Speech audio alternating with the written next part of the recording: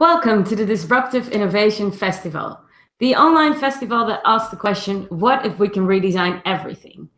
We're already in week 3 of the DIF and had a lot of great sessions going on, also design related, because one of our themes is the future of design. And that's also where this session will be about. As humans, we're constantly making decisions, either being it good or bad ones, but how we make these decisions and how do we use our conscious mind for that decisions. Today, we're joined by Brenda Castro-Pelayo, our guest for today, and she is designer in heart and loves to explore the future of design. Join this session to find out what free will is and how much do we control it. Remember, this is an interactive session, so post all your questions, your comments in the session, the comment box below this video, or tweet using the hashtag ThinkDiff. That's it for me for now. Now over to Brenda.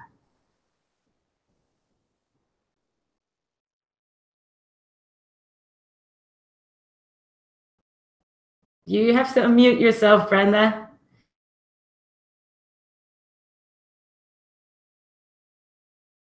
That's good. Thank you. Thank you, Kinch, and thank you everybody for being here. Let me put some slides there so you can see more of what I'm talking about. And well, hello everyone. Thank you all for being here today. Well, I am actually thrilled to be able to speak to you in this inspiring festival. Please get in touch with me also after the talk if you want to ask more questions or give me some comments. My Twitter is over there. And well, let me give you still a little intro about myself and what I'm working on at the moment. So I have a background in graphic and interaction design with a passion for philosophy and a huge curiosity about neuroscience. I have spent most of my career years as user interface, interaction, and user experience designer in large companies, being very lucky to learn from smart and talented teams. Through over 11 years in the corporate world, I would be trying to find a way to feel more useful to society. I would work on side projects of my own to help, like caring about the environment or protecting wildlife, or to help improve education, for example. But prioritizing the job that pays the bills didn't help. And so I actually failed to take these little projects anywhere meaningful. But those big tech companies had a lot to offer. They taught me a lot. But still, I knew that I was missing something. About a year and a half ago, my partner and I moved to Australia. And that's when I finally see the opportunity for a big change. I left the corporate world and I started working a bit closer to my deeper interests and passions. I joined a non-for-profit organization, which is called Hello Sunday Morning. I'm going to tell you a little bit about it. So at Hello Sunday Morning, our mission is to create a world where drinking is a personal choice. When people don't feel pressured by society to drink alcohol or fall easily to use it in a destructive way. Where everyone can be well informed about the effects and risks of drinking and are able to make healthy choices on their own. We don't oppose alcohol. We simply help people to understand the pros and the cons and provide them with the effective tools to facilitate a change in habits if they need to. So what do we do actually at Hello Sunday Morning? Well, we offer immediate professional support through technology to people who are ready to change their drinking habits. Our main product is a health program called Daybreak, currently delivered through an app. In Daybreak, we offer community support, personalized coaching, and evidence-based strategies, mostly. And I will walk you through some of my learnings from designing this program. And I will use it to showcase what I believe we can bring to many other layers of design. And that is empower people to make better choices. But for now, I would like us to get started with this year's question of the festival. What if we could redesign everything? To try to answer this question, I will go and start with the origins of design. The origin of design was to empower people with better tools for an easier survival. A simple knife carved in stone, like this one, was already a very powerful design in the Paleolithic. It was a technology that empowered people and communities. History has proved that the human race is a race of designers by nature.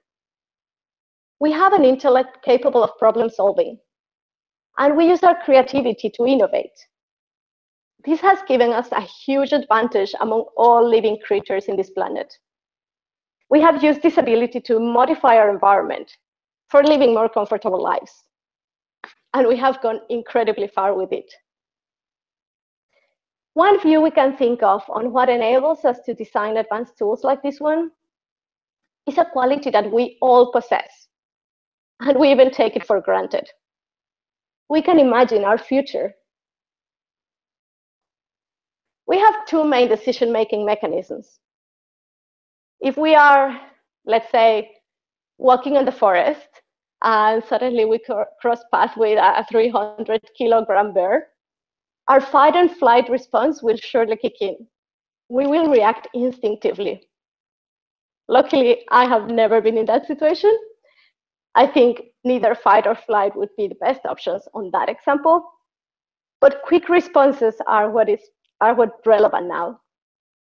In less life-threatening situations, though, when we encounter a challenge or a problem, I don't know, like getting home late to realize that we forgot the keys, we don't need to rely on mere instincts as other species do. What we can do is we can judge. We can use our cognitive abilities. In those situations, also emotion might kick first, and it can make us do crazy things, like climbing a weak branch to reach that open window on the second floor. But we actually have the capacity to stop, observe, see the situation, detect different options, visualize ourselves in the near future for each of the possible options we perceive.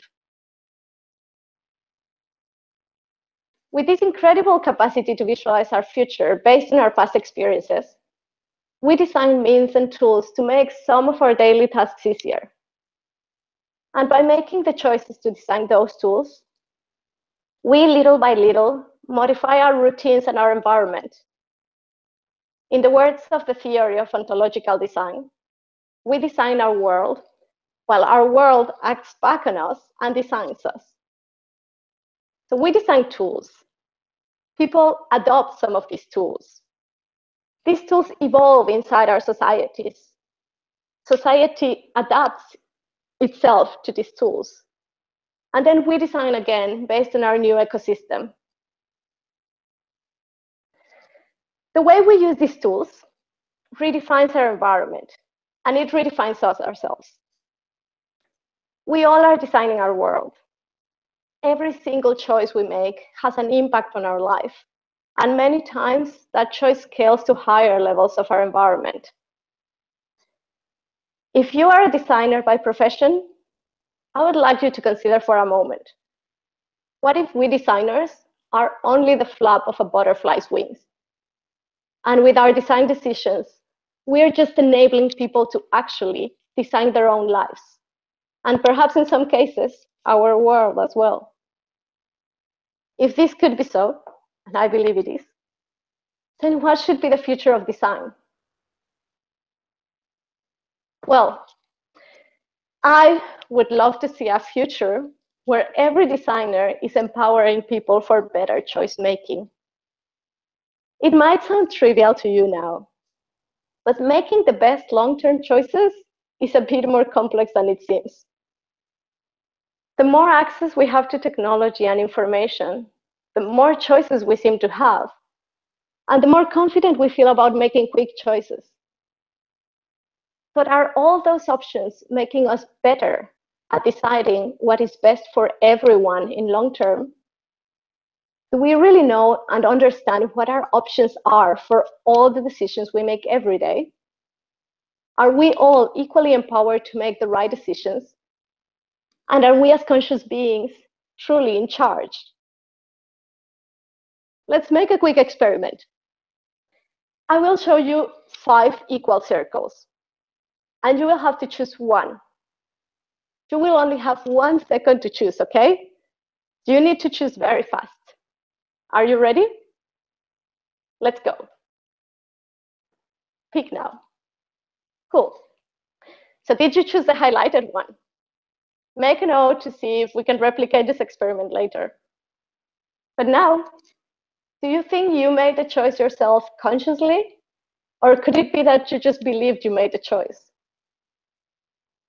Since the 80s and even earlier, similar experiments have been used as a proof of the deterministic view that free will is only an illusion. Results from this experiment, for example, show that more people said to have selected the highlighted circle, more people than it would be logical from an automatic randomized selection, which is what they used in the test. This would mean that we can decide or modify our decisions without awareness. Other experiments, like a famous one by a neuroscientist called Libet, claim that choices of physical actions, like moving our arm up and down, for example, can be predicted with a high percentage of accuracy from specific activity in the brain, milliseconds before the person is aware of the choice made.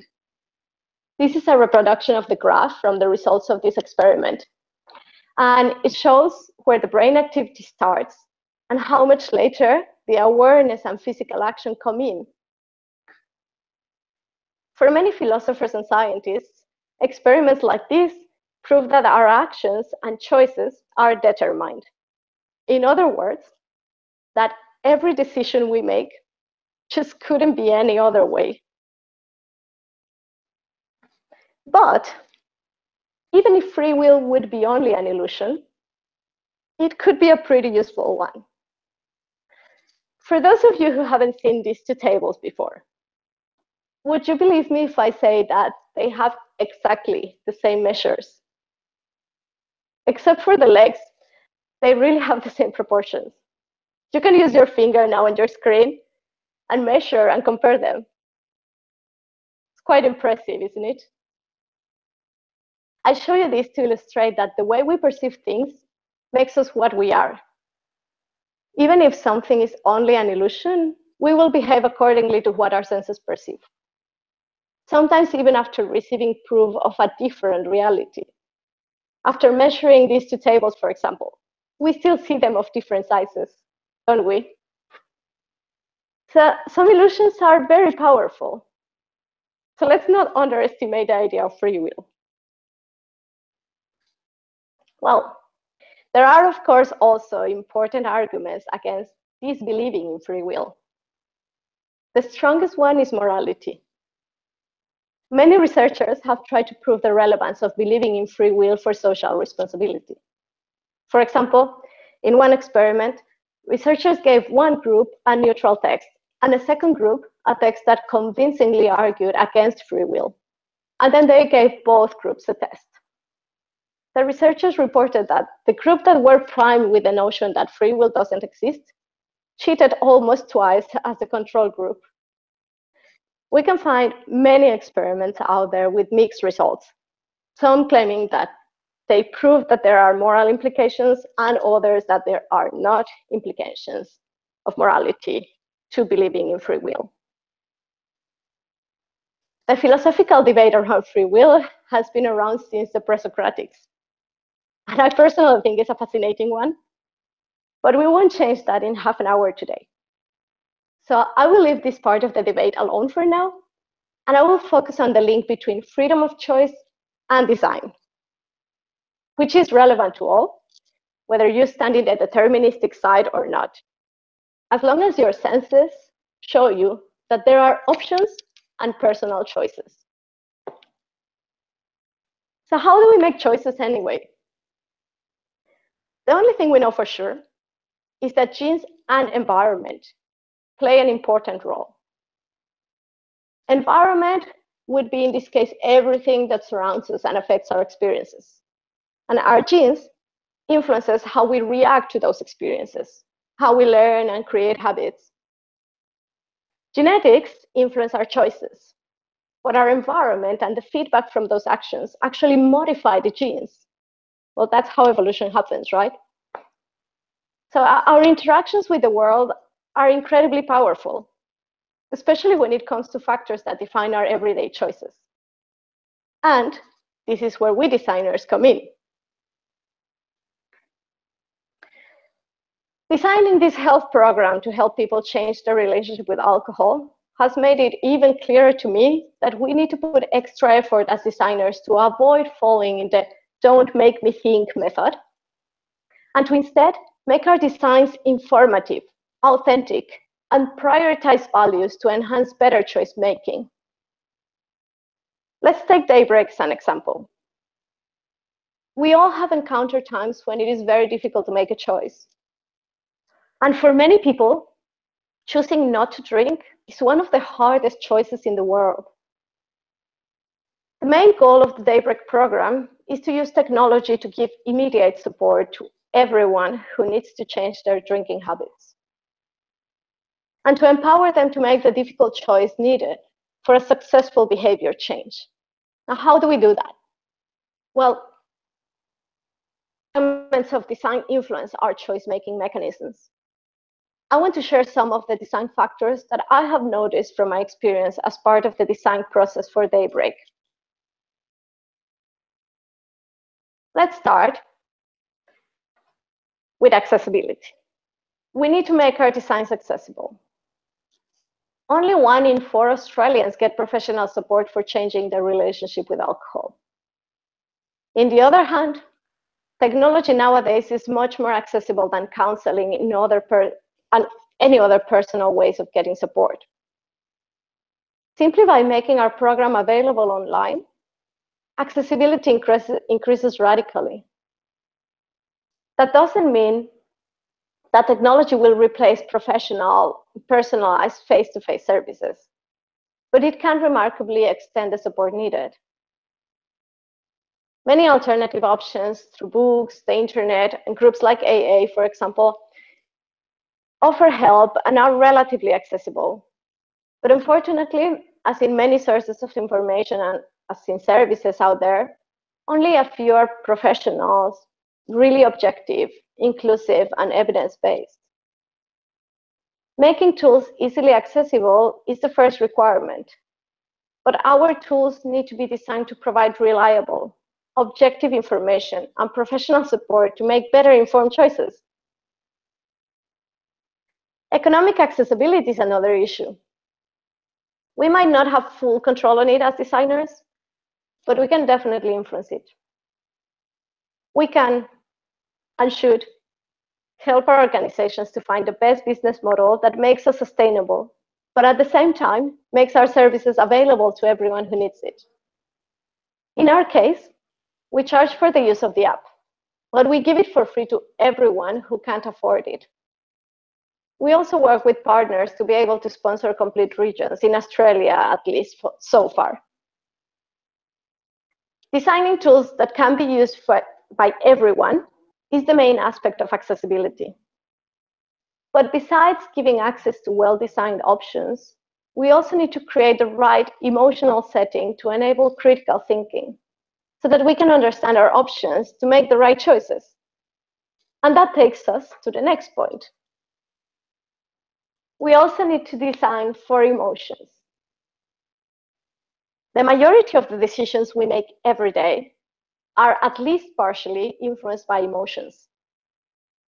We already know that an emotional user experience helps us approach people and engage them.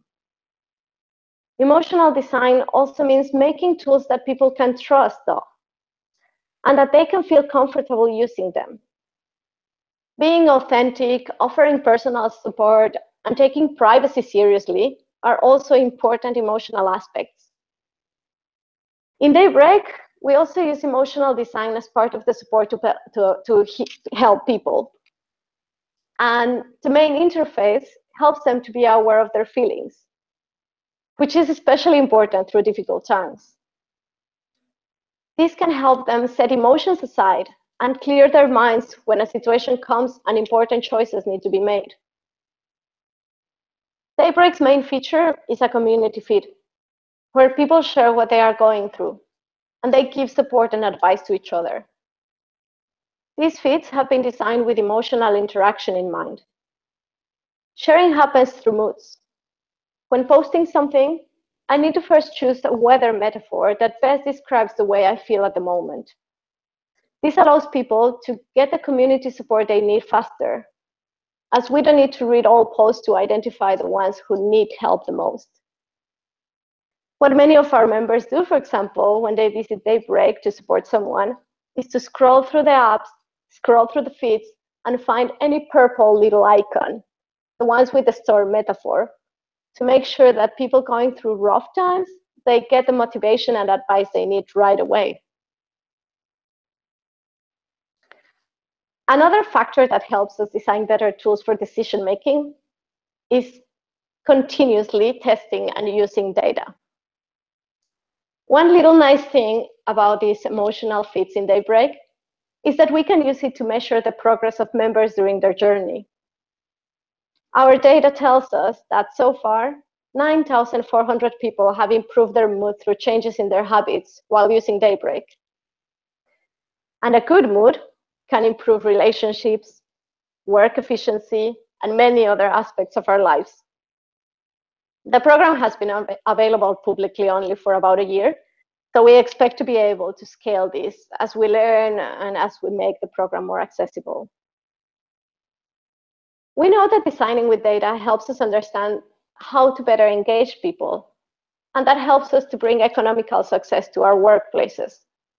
But to me, the real power of data is when it's used to build success stories focused on the people we're helping. When people are empowered to make better choices through our designs, other measures of success that your organization may have can come along easier.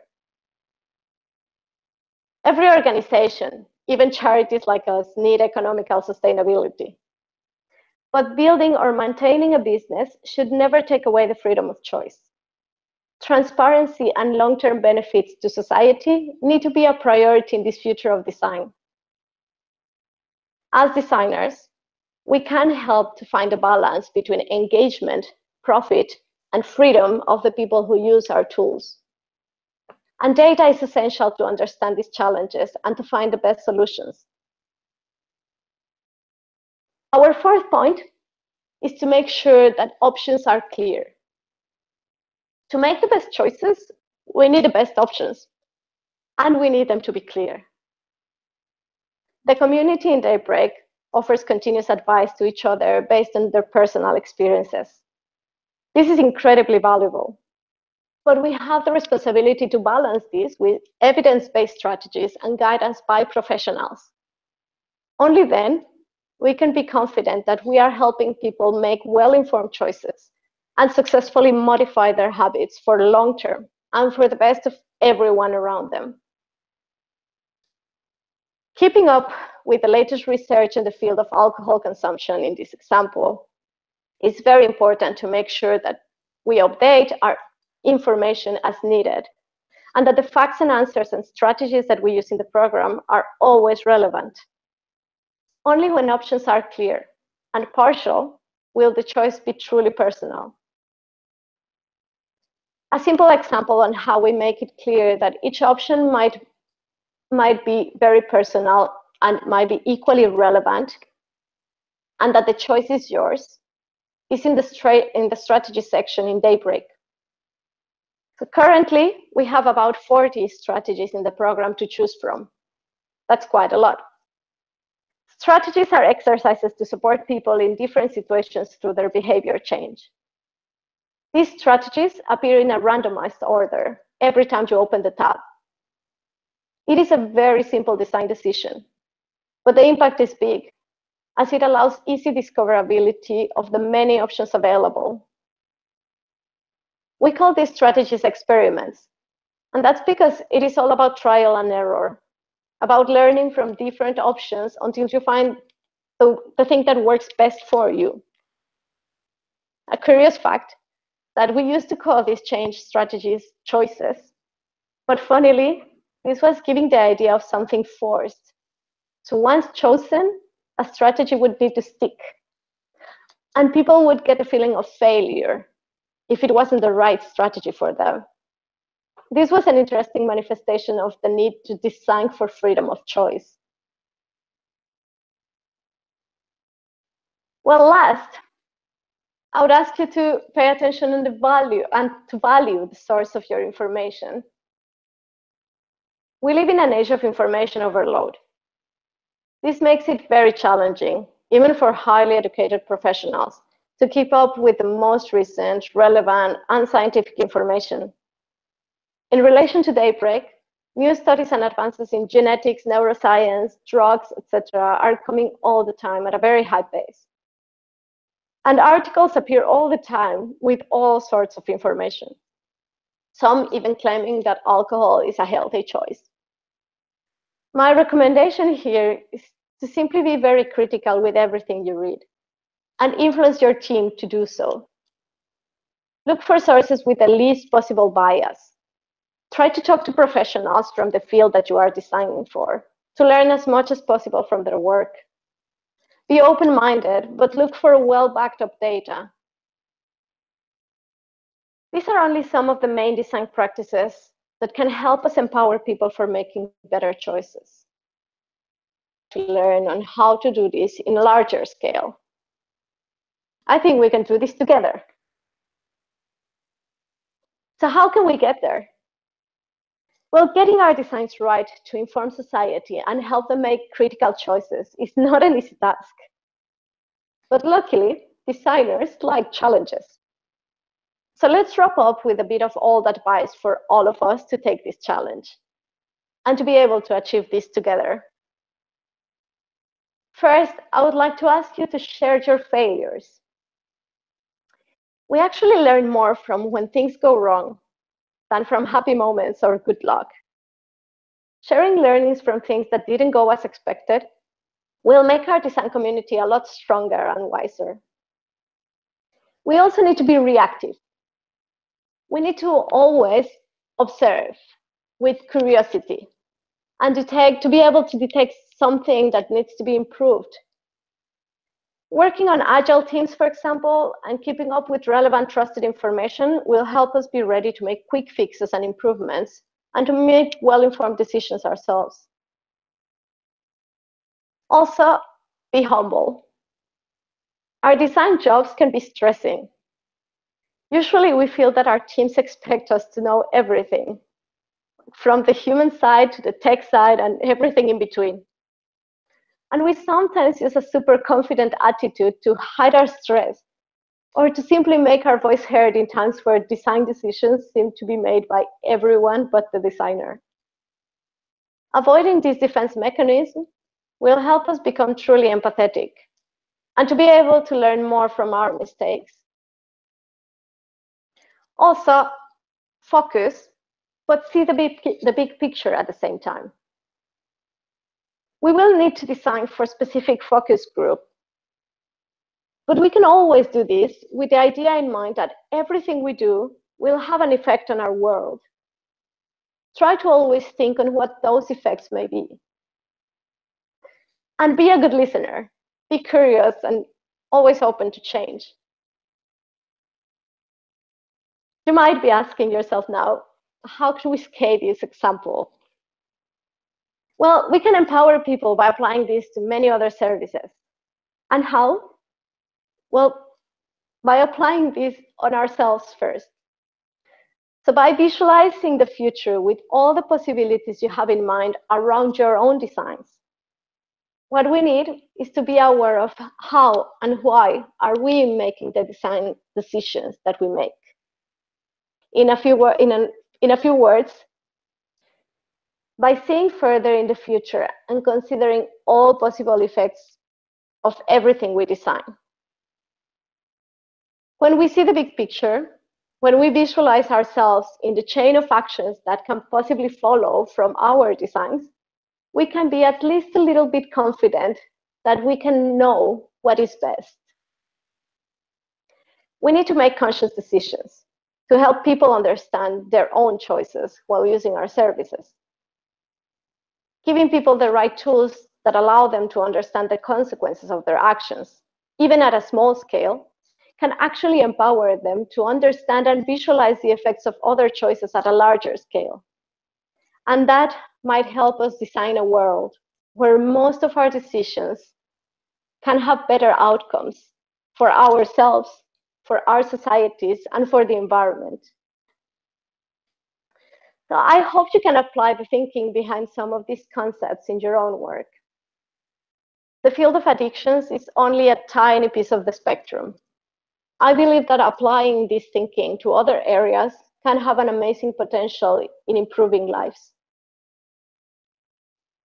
So I'll stop here and we'll leave a bigger question for you. Can we design everything to empower people making better, well-informed choices? Thank you.